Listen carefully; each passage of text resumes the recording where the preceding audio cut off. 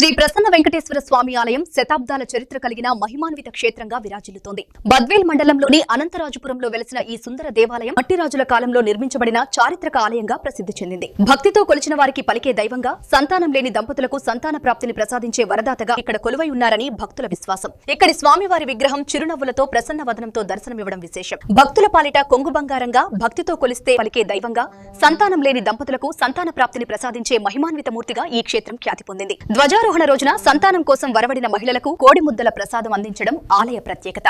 ప్రతి సంవత్సరం శుద్ధ దశమి నుంచి బహుళ పంచమి వరకు వార్షిక బ్రహ్మోత్సవాలు ఘనంగా నిర్వహిస్తారు. 26వ తేదీ అంకురార్పణ, 27వ తేదీ ధ్వజారోహణంతో ప్రారంభమయ్యే ఉత్సవాలు మార్చి 8వ తేదీ వరకు 11 రోజుల పాటు వైభవంగా సాగుతాయి. ఆలయ చరిత్రలో తొలిసారిగా పుష్కరిణిలో స్వామి అమ్మవారి తెప్పోత్సవం నిర్వహించడం ఈ ఏడాది మరో విశేషంగా నిలిచింది. శ్రీ ప్రసన్న వెంకటేశ్వర స్వామిని నమః. అనంతరాజపురం లక్ష్మీపాళ్యం గ్రామంలో వెలిసినటువంటి శ్రీ సిద్ధలక్ష్మీ సమేత ప్రసన్న వెంకటేశ్వర స్వామివారి ఆలయ వార్షిక బ్రహ్మోత్సవాల్లో భాగంగా ఈ సంవత్సరము శ్రీ పాల్గొన శుద్ధ దశమి ప్రారంభం మొదలుకొని మార్చి 8వ తారీఖు వరకు పూలంగి సేవ వరకు కూడా నవానిక బ్రహ్మోత్సవాలు స్వామివారికి ప్రతి సంవత్సరం కూడా అంగరంగ వైభవంగా జరుగుతాయి.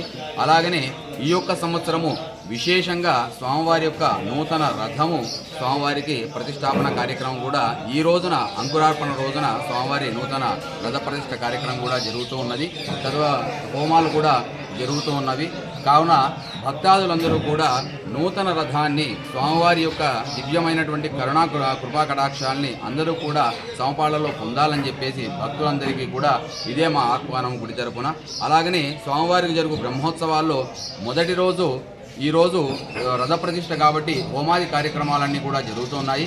అలాగనే సాయంకాలము నక్షత్ర సందర్శనం అయిన తర్వాత స్వామివారికి యొక్క మృత్తికా సంగ్రహణము అంకురార్పణ కార్యక్రమంతో ఈ యొక్క బ్రహ్మోత్సవాలు ప్రారంభమవుతాయి.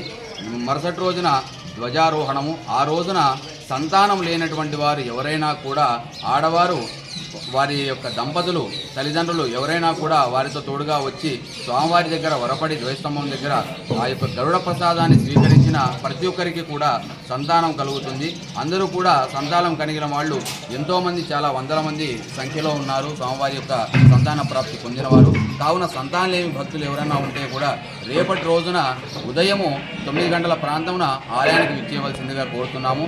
అలాగనే ప్రతి ఒక్క రోజు కూడా ఒక్కొక్క వాహనము ఉదయము పగటి ఉత్సవము శ్రీదేవి భూదేవి సమేత శ్రీ ప్రసన్న వెంకటేశ్వర స్వామివారు గ్రామోత్సవంగా బయలుదేరుతారు.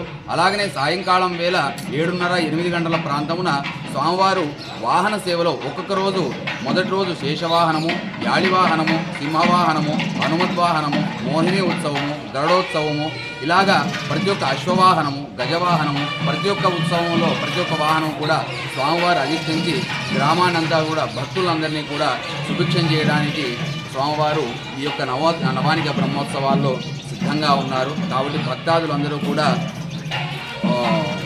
ప్రతి ఒక్కరూ కూడా సకాలంలో ఆలయానికి విచ్చేసి స్వామివారి యొక్క జరుగు కార్యక్రమాల్లో అందరూ కూడా పాల్గొని స్వామివారి యొక్క తీర్థప్రసాదాలను కూడా స్వీకరించి స్వామివారి యొక్క దివ్య కరుణా కృపా కటాక్షాలకు పాత్రలు కావాల్సిందిగా కోరుతున్నారు.